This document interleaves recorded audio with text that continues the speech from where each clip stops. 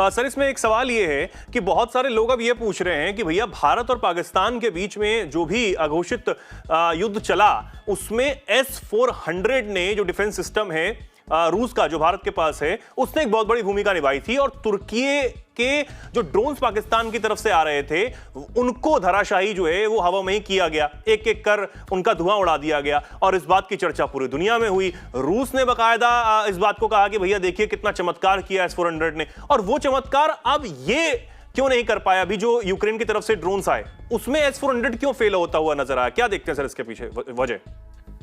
देखिए, इसका कारण ये हो सकता है कि उन्होंने ठीक से उसको डिप्लॉय नहीं किया, और जो डिप्लॉय उसके मशीन के पीछे जो अगर उसको ठीक से इस्तेमाल किया जाए तभी तो होते हैं। फिर हमने जो एक वहाँ पे जो आकाश तीर एक लेयर बनाई थी और सबको इंटीग्रेट किया, आर्टिफिशियल इंटेलिजेंस को यूज किया, और इधर से हमने जो इंडिया ने काफी जो डमी ड्रोन भेजे और एयर डिफेंस को ध्वस्त कर दिया गया पाकिस्तान की। तो ये एक स्ट्रेटजी जो अस्त्र होते हैं या जो शस्त्र होते हैं या जितने भी युद्ध के मैदान में वेपन्स होते हैं उनको ठीक से इस्तेमाल करना भी बहुत आवश्यक है। कोई दो राय नहीं है कि S-400 एक बहुत ही इफेक्टिव एफिशिएंट जो है एक एयर डिफेंस सिस्टम है, और जिसका करिश्मा जो है भारत ने जब भारत और जो पाकिस्तान का जो कन्फ्लिक्ट था उसके द्वारा देख लिया गया है। तो लेकिन ये बड़े अफसोस की बात है कि जो यही वेपन्स जो रसिया ने बनाया और उसका ठीक से इस्तेमाल ना करके अपने जो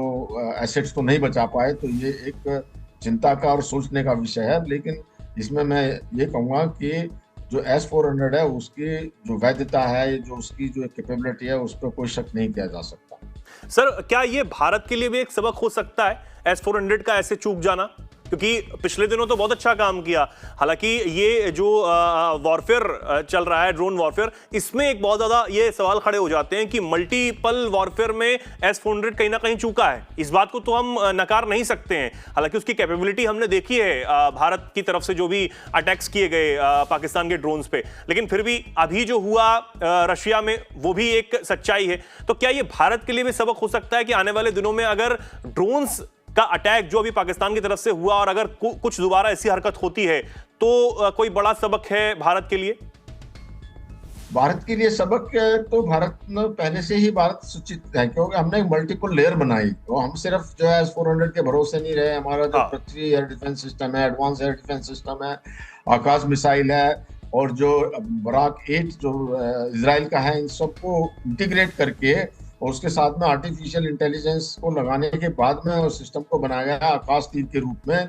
तो जिससे कि जो क्या होता है कि कुछ जो एयर डिफेंस सिस्टम होते हैं उनके रडार नीचे उड़ने वाले ड्रोन को नहीं पकड़ पाते हैं, तो और उनको नहीं मार पाते। तो इस वजह से वो इंटीग्रेटेड सिस्टम को देखना या उसको एक करना या उसको डिस्टेंस से देखना, हाइट को देखना, तो ये सब एक स्ट्रेटजिकल चीजें भारत ने जिसको अच्छे से समझा और किया।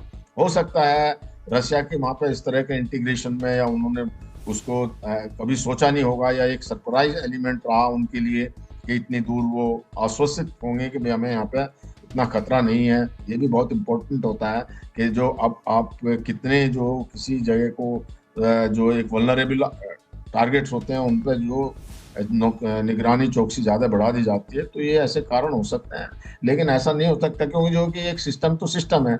जब वो सिस्टम S-400 यहाँ पे सक्सेसफुल हुआ तो वो हर जगह सक्सेसफुल होगा, हम तो ये मान के चलते हैं।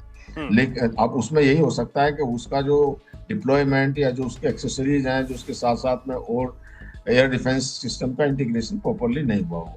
बहुत बहुत धन्यवाद आपका हमारे साथ जुड़ने के लिए बंसल साहब, हमें समय देने के लिए। हमारे दर्शकों का बहुत बहुत धन्यवाद। आप इस पर क्या सोचते हैं, क्या कुछ कहना चाहते हैं, कमेंट सेक्शन में लिखें और ऐसे ही जुड़े रहें, देखते रहें दैनिक जागरण। नमस्कार।